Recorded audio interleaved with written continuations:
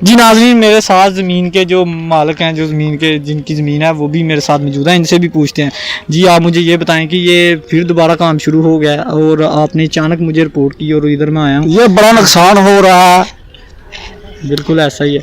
ये देखो खड्डे बहुत बड़े हैं। आप पंजाबी में बात कर लें, कोई ऐसा मसला तो बड़े पे ने चंगा काम फड़िया था जी पाई है मिट्टी पुट पुट खारेगा मुड़के साड़ी जमीना थे करन कुड़ी वांझ लाने दे। और तकरीबन पहले जो मिट्टी डलवाई टोए पूरे गए हैं ये आपके सामने ही था, मैंने भी देखा हुआ इधर। तो वो कितने अरसे में आपको लगा कि टोए पूरते रहे आप? पहले भी मिट्टी जो है वो आपकी ज़मीनों से उठाई गई? ये तकरीबन 3-4 साल हो गया। 3-4 साल? हाँ बल्कि वादी हो गया होना। तो कितनी दफ़ा ये उठा चुके हैं ज़मीन से? 15 दफा उठा चुके हैं। तो फिर टोए कटन दे फिर टोए।